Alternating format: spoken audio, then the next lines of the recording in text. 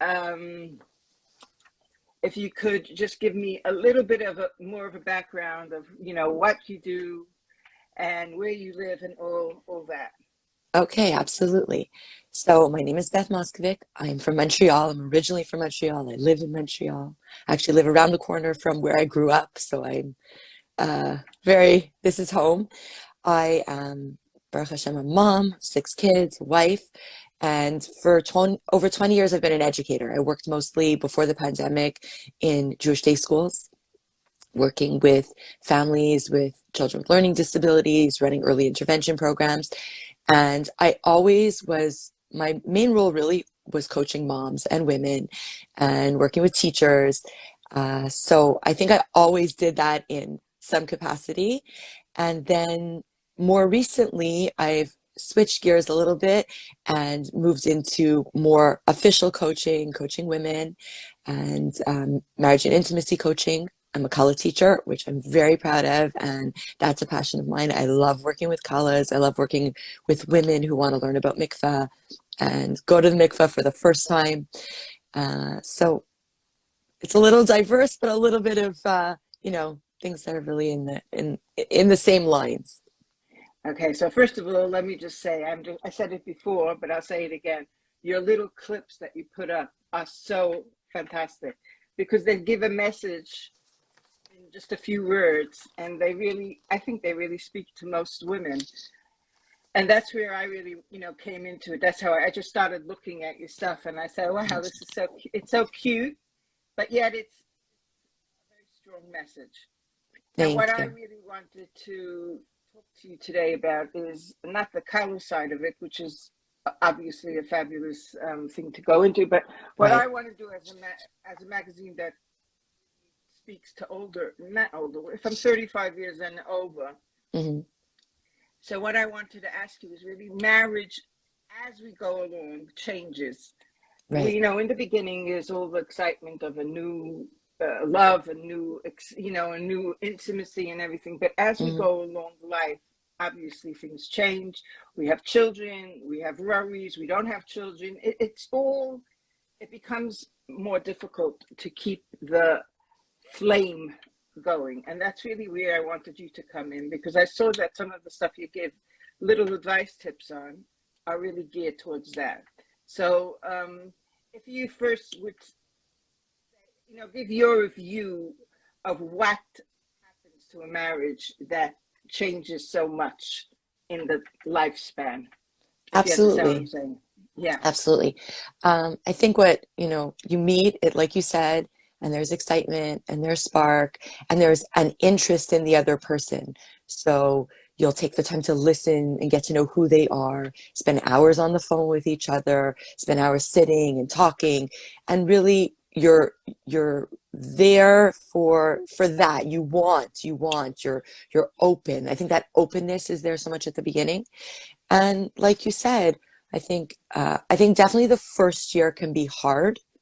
That I do think, even if you're not having kids right away, just adjustments to living with another person. So while the spark could be there right away, you could encounter obstacles from the get-go. It could seem like, wow, I wasn't sure that was, I thought that was a different person. Um, when I met, Discovering the person yeah, is very hard. right. Oh, Yeah. when I met them, I didn't think they were like that. And now we live together and I see a different side of them. Ooh, I like things this way. And I'm not that comfortable. I think there's a lot of discomfort. You jump right into moments of discomfort, which is hard for all of us.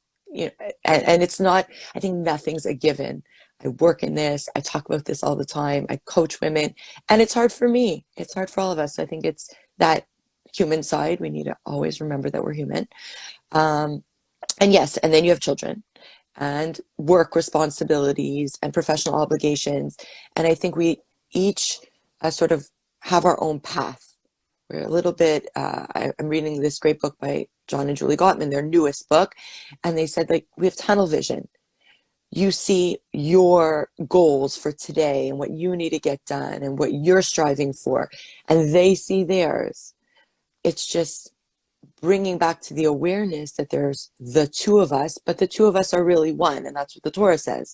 that we're two halves of one soul. I think going back to that and remembering that your best self will come out in those moments of discomfort. And that's a lot of work to get to that and understand that. What can I learn from this other person? So I think it's getting curious, asking those questions of, why do I feel uncomfortable with this? So one person may be more of an extrovert. The other one may be more of a stay-at-home kind of person. We can each have that, but we also have to meet somewhere also on both of our likes and needs and dislikes. So why do I feel uncomfortable being in a group of a lot of people, and looking at the other person, seeing where they shine? How can that help me? How can that help me grow? I think it's like a lot about shifting a perspective, because you can so easily fall into a negative perspective due to, like you're saying, life, just realities of Changes. life. Life changes, reality.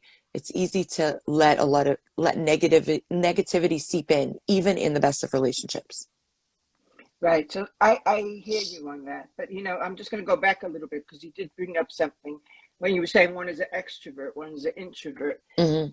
I mean, we cannot change a person's nature, No. but how do we, if you have this type of thing, that one is so extrovert and one is so introvert, which actually works in the long run, it does work, because one Right. is, but how do you deal with that? How do you, how does the person who's an extrovert who wants to go out all the time, and the person who's an introvert who really wants to stay home, where do they come? How could they come together?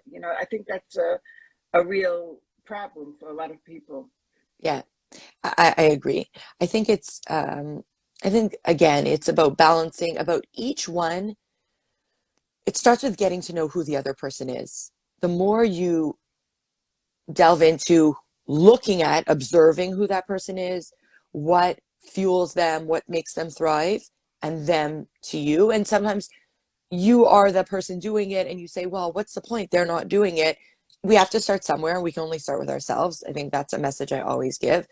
But that balance between that time that I need, that I'm in my space of who I am, in my personality, whether it's as an introvert, but also sometimes stepping out of my comfort zone. So allowing each other to be in our most us place, being me. I feel like myself when I'm in this space, but also knowing that I need to sometimes step into their space. I need to sometimes cross over the bridge and go onto their side. And while it may be uncomfortable, that's, I'm not alone in the relationship. So Right, you're right.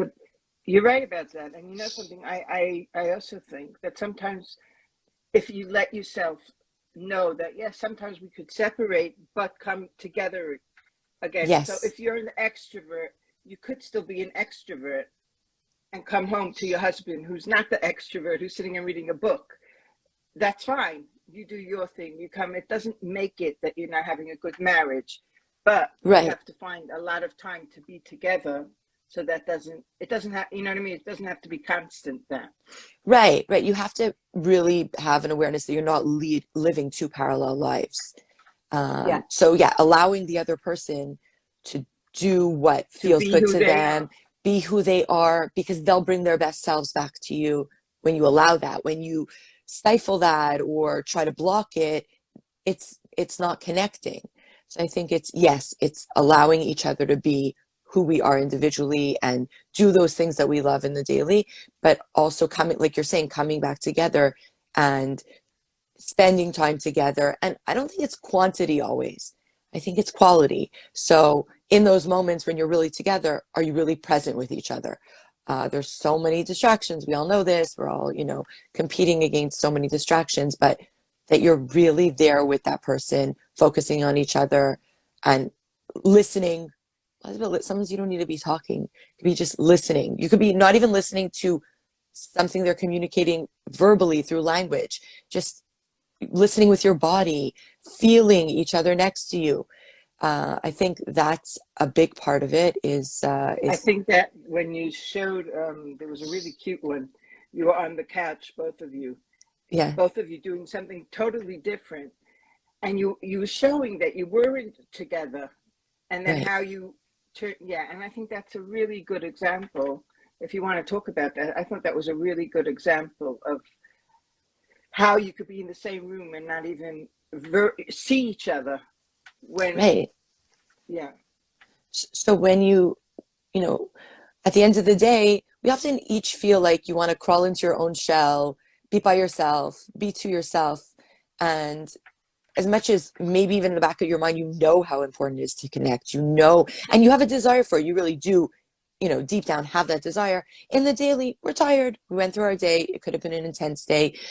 If you work in a field or that you're constantly speaking and giving, and uh, you want to just have time to quiet your mind. Could be you're home with kids. Even the end of the day, there's 4 to 7 is like another whole day for a mom. So at that point, you just want you time, but you also have to remember that being in a marriage is I'm gonna I'm gonna take that for a moment, step aside, and say I'm gonna be with this person. So yes, sometimes you get in bed and you didn't connect, like in that video, in that clip, and you feel a void, you feel an emptiness. Why do you feel an emptiness? Well, you weren't really together. You didn't really spend time together. You were just sitting in the same room. So physically present doesn't always mean emotionally connecting on another level. And it doesn't, I don't think it takes much. I think that we have to be realistic, and it's really those small things. And in practice, in what I share with women, and in personal practice, by putting it into practice, I see that it is those small things. So I can give you examples of what I mean by that. But connecting through small daily things, that's realistic for people. And the research shows that that's what actually works. So saying good morning, greeting each other at different points in the day. You wake up, you have a lot on your mind, you're worried, you're overwhelmed, you're thinking of your whole to-do list. Good morning, how are you? How did you sleep? That is already connecting. You're making a point of connection. Appealing to what each one likes. So if you know your partner wakes up and a warm tea feels good to them, of course they can go make the tea for themselves. It's really not hard to make a tea. But you making it for them, again, it feels connecting. They feel loved by you, not just by anybody. We always have to remember that this is a special relationship like no other. We can be really close with our sister. I don't have a sister. I have a friend that's like a sister. It can feel so close and do for them so easily. Well, what are those things? Remind yourself in the closest relationships you have. What are those things that you're doing that make it so connecting? But in marriage, it's in a completely other way at another level because it's an intimate relationship. So I think it's that. I think for people trying little things, check-ins during the day, we all feel loved if someone checks in on us. It doesn't mean it has to be a long conversation. I once talked about this somewhere, and someone said, well, what's the use? My partner doesn't answer the phone, so they don't answer my message. Well, I think it's just communicating your needs. It feels good when we check in on each other. I think that's a lot of work to communicate our needs. But just saying hi, saying to them, you can talk about it in advance. It feels good to me when we just check in and see how our day is going. My expectation isn't that we have a long conversation. So check-ins, small things, warmth, just warmth. I think. I think when you say that with with a little message, even if the person is not responding to your message, they have seen that you've sent them, even if you sent them two Yeah. X's, they've seen that and they will light up. And I've seen that in a lot of instances. All of a sudden, someone gets a text and you see them smile, and you know that that's a special smile. Do you understand what I'm trying to say? Yes. And I think that's really important. Yeah. Yeah. So I think it's a bit of patience. When you start doing these things, you may feel like you're not getting a response on the other end, but we also mirror each other. So I think that I always say to women, just start. It involves giving, but you want to reflect something that's positive. And the more we reflect onto anybody, you can enter a room and you look at someone's face and they're looking sad, or you can see the expression on their face is very serious, and you come in with a smile, well, often it reflects back. And even if they don't smile back, you've given something to them and That's you've right. given off that energy. I think it's an energy. We always have to be aware of our energy. We don't have to be dishonest about how we feel, but remembering that you bring a certain energy to a room, to your To a home. partner, to a home, to a home. This Parsha really talked about that, the idea of the teva. Yeah, If we're going that's to be right. in our teva, what For 40 days and 40 nights. exactly, what kind of feelings do you want the people and your partner and yourself? What you give off is also feeding yourself.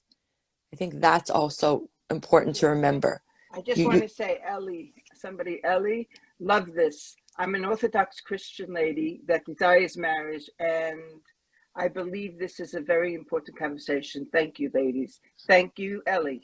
thank you, Ellie. Thank Girls, you if for that. anyone has any questions that they want Beth to address, then please put your questions on in the comments, and we'll try to get to them. And if we don't get to them, then I'm sure that Beth will answer them afterwards, because Absolutely. I can't always read them so quickly. Okay, continue. That's it. I think that's about making a home. And the home really, if there's no peace between the partners, Hmm. then everyone feels it. And making peace with the partnership is not as hard as we think. And that's why, sometimes you think, oh gosh, I'll never make this right. It's Right. just little baby steps if you think about it. It's just Yeah. little things that, I Yeah. mean, I'm sure you have a lot to say on that. Just Yeah. little things that we Yes. could do to help it. Yeah. Yeah. I Yeah. think it's not looking at, of course, looking at what do I want? What do I really want from this relationship? What do I want in the big picture? But then going back to the micro and saying, like you said, baby steps. Today, I'll try to give a compliment. And again, those are also things that fuel us. You give someone a compliment. I'm very big on that. You feel good. You could, not be feeling so great. Suddenly you compliment somebody, you're going to feel good. And it's not something that comes innately to us. It's not something we've been modeled. I think we always have to go back to that we each bring to a relationship what we saw in our childhood, our past experiences. And when you're in a moment, kind of ask yourself, where does this coming from? Is this really reflective of this relationship? Or is this something that I experienced before that was hurtful to me? I think the peace part, so I can speak to that. I think that's really important, because I think the question that often motivates me to step back when I'm about to, go a little too deep on something that could, open up an Mm. unnecessary conflict or a wound, right? Or a trigger, is what's really more important to me. Is it peace or is it being right? Because when you keep arguing your point or saying something, it's often, well, I just want to be right. That's not what marriage is. We're not here to one up each other. We're a team. So in a team, we're both right. It's just coming to a middle ground on it, agreeing that he's right in what he believes. She's right in what we're both right. We're coming to it with different perspectives, but we have to meet somewhere. And again, not easy work. It's tough stuff, but again, small steps. I think it's just trying a little bit. It's trying a It's little funny bit. when you say, you have to be right. But in friendships, we have sometimes that two friends are arguing about something, Mm-hmm. and you'll give up more easily to the friend than you will to the husband, which is Right. very interesting. Why would you do that? And I think that's because a friend, you want her to continue being your friend. So you think to yourself, okay, it's not really worth all this. I'll give in a bit. What's the big fat deal? But yet, to the person who you're living with full time, you're so busy arguing your point that you lose sight of the fact that you actually live with this guy, and you have to Right. continue living. Yeah. Right. Right. So, And and I think we forget that it does create like small bits of disconnect each time that it creates these small bits of disconnect. So what again, reflecting back, what would I do in that? Why? Not even the why. If I would do it there in that relationship, like you said, then I need to do that here, especially even more so, because it is a friendship. So going back to your original question of what reignites is building the friendship. You need to go back and build that friendship. What were those things in the first place that you loved? What were the qualities in your partner that you saw that drew you to them? So, which brings me to where, for me, it's very big, is focusing on the good. So starting with, what was the good I saw in them? Because that's that person that I married. What were those things I loved about them? And then bringing that to the present is, what today do I see everybody has good in them? I think that's a big concept in Torah, is, and that's what could override a lot of this negativity that we bring in, is that the moment a negative thought comes to you or you see something negative in them, replace it. Replace it with something good. What today do I see as good? From the smallest, littlest thing to and some of it actually is really not small things. They're a wonderful parent. They read stories to my son every, he reads stories to my son every night, even though he may be really tired after a busy day. Makes it a point to do that. He gives me a smile when he walks in the door. I'm feeling heavy, and I'm feeling overwhelmed, but he brings a lightness and humor to the home. Find what's good about that person and name it to yourself. Write it down. It's not a vague thing. It needs to be really that you start noticing it more. And after noticing it, then you can point it out. I think everything is, like you said, baby steps. Notice it. Like, be like a detective. Notice it. But then also acknowledge it. Voice it. People appreciate, your partner will appreciate hearing that you saw this in them. They may not have seen it in them. For them, it may be incidental and something they just go about their day doing all the time. And you'll see like a change. Like you said, they'll shine from your check-in, from that text message. Wow. Oh, you noticed that? That's it. That's the way it is. It's true. But let's, I mean, this is all great advice, but let's be honest. There are certain times in marriages that people do have major differences, and they are not getting along for a certain amount of time, and they need to rebuild. What would you recommend that a couple who are really finding it very difficult to find the middle ground because of something that happened or something that's going wrong, what would you recommend they start doing? How would they, what would you recommend they do? Really, like I said a little bit before, is that for me, I follow a lot the approach of Gottman. I find that what they say really is the direction I think we need to go today. I think rehashing conflict and going back to past hurts is not, if it's too, sort of, they feel like they're in a very difficult spot, it's not going to help. It's just going to bring more negativity. I think, again, it's going back and building that friendship. Taking time during the week, saying we're going to spend time, just the two of us together, and do something enjoyable. What is it we enjoyed before doing together that was light, that was fun?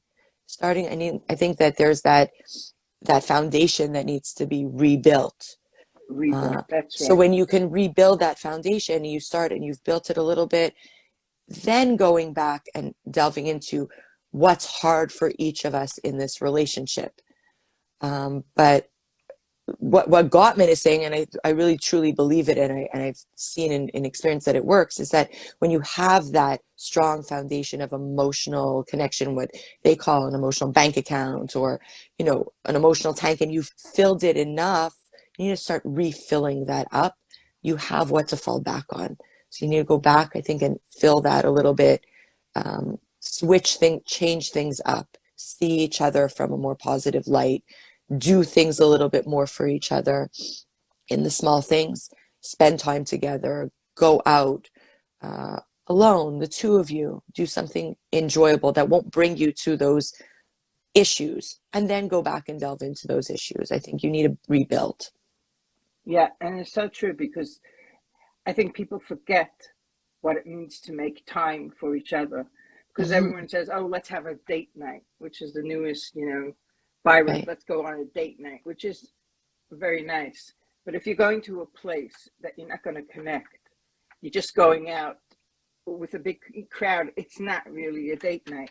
A date night means making time for you and your husband, even if you sit in the car for 20 Right. minutes and just Right. talk. It's more of a date night than you're going to get, just with a big fat crowd and you're not even talking to each other because the music is so loud, so you're not even connecting. Right. I mean, do Even you if you have go any? for, right, I think even if Yeah, you go for a walk around a few blocks yeah, in your neighborhood, sometimes it's hard to get a babysitter. So what happens is, well, we don't get a babysitter, so we don't do anything, we don't spend time together. And one child is crying and the other one's calling you and everybody needs you. Taking 20 minutes to go for a walk around a few blocks. You may not even be talking the whole time, but you're together. And like you said, there's nobody else that's, there's no you know, distraction. right, right. Yeah, So I think it's that and at first it may feel like you don't want to do it because you've come into so much negativity with this other person that you don't necessarily want to do it at first. I think it's just bringing yourself back to it. Kind of like an exercise routine that you haven't done in a long time or you haven't gotten into, but you know you need and it's good for your health. This is for the health of your marriage. And then as it becomes what becomes habit and ritual starts to feel good to us. Think about your all your habits and rituals. We go to them because they give them a sense of safety and security.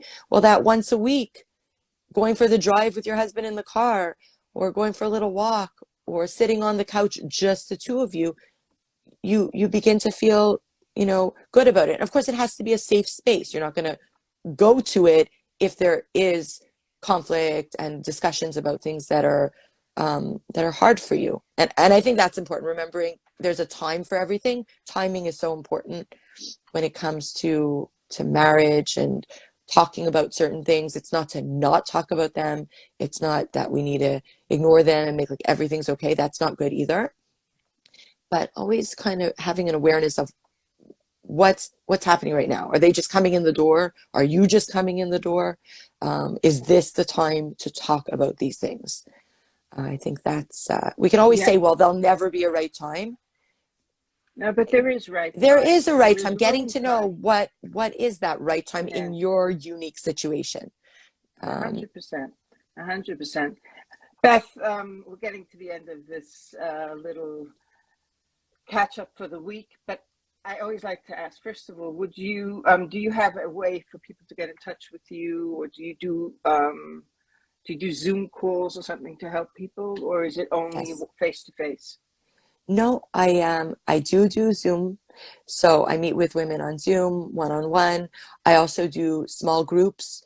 So women who either I could form a group or women who wanted to come together with some other women that they feel close to and work on particular skills in marriage. And I can, give them the topics of what I would work on, do a series of sessions. Um, they could reach me, DM me through my Instagram account. I'm always there to answer questions and to, you know, open up to setting up a time. I do a consultation, so they can reach out to me. We can set up time to do a short consultation on what's going on and how I can help them. Right, that's great because I think people really sometimes, I actually think sometimes when a person doesn't see a person face to face, meaning in person, it's easier for them to talk about things. So I think that's actually a really great idea that you're able to do this through Zoom. So Yeah. I'm all for that. Does anyone have any questions here that they'd like to ask Beth? I don't see anything. I'm looking. Do you see anything, Beth? No, I don't. Just fully in balance. Thank you. It's an important topic. Everyone's sending you hearts, which is Thank you so good. much. Thank you for being here. Thank you all. And hopefully we'll be doing this again next week. And I'll try to find a normal time because I see that for Beth, it's 7 o'clock in the morning. You look really good for 7 o'clock in the morning on a Sunday Thank you. morning. I'm actually an But early riser. I'm a morning oh person, wow, so I'm not a night okay. person, but I'm more of a morning person. Oh, it's so fabulous. Anyway, but I just, there's so much going on in marriages, and Hmm. especially as we get older, it becomes, sometimes you could think, oh, this is going on for years and years. Where's the change? But we could make that change by Yes, working on ourselves and doing things to make that change. We're the ones who make the change. I always think yes, a woman in a home has a special quality that she yeah, could really make a change. And it's interesting. If she demands things change, it will change. Do you yes. agree with me? I do. I think that we underestimate the tremendous power of influence we have in the home, and to remember that a lot of, the energy that is in a home really is guided and felt by a woman. So I think we need to connect with that and access that, not as a sense of self-imposed pressure, but as a there is so much potential. There's the possibility. And I think I'll leave you with one thing that really for me is a very hopeful message, and something that I always try to connect to is the idea that everything is always being recreated. The world is constantly being recreated. I live in Montreal. If you look around, the seasons show us how 1 minute the trees could be bare. And that's what happened last spring. I said, wait a second, how quickly did the leaves come onto the trees? That's amazing. Connecting with, if God recreates the world all the time, that includes us. We're constantly being recreated. Our relationship can be recreated. It is a lot of what we do, but there's always a potential for renewal. And I think that's a place of reminder so that we don't become discouraged. It's that, okay, reset, wake up. I'm very about reset. Wake up. That happened yesterday. Let's repair from it and let's move forward and Let's try move to do forward. better. That's so true. Beth, if you just write the name of the book that you recommended before, that Yes, you said, that would be yes, very good, so that I could put it on the bottom of the live. And this will be on, you'll have it on your status, I'll have it on mine, that anyone could watch it if they want to. It will be saved. And yes, it was that's really amazing. great to meet you. It was Really, really great really to nice. it was Yeah. really nice to And meet you too. I'm so happy you invited me, and I'm just happy to be here with there you. it is. Love, what's Prescription. it? Love Prescription Gutman. Very good. Sounds great. Mm. And we have loads of conversations like this in the magazine. So it's always great if you want to pick up a copy. I'll just Yes. remind you that's how the magazine looks. And that was last time, and the next one comes out soon. And it comes out 4 times a year. You could always go to the website. I'll put it's in my bio actually. You could just go onto the website to see. You can even download a copy. Anyways, great to see you, Beth. Have a great week. You And on too. Wednesday, I will be talking to Aliza Martin, our art editor, which will do this every Wednesday, Mirza Shem, that will have a little conversation of catch up of the week, of just different things that we've done for the magazine and just around. Have a great week, everybody. Nice seeing you. You too. Bye. Bye. Bye.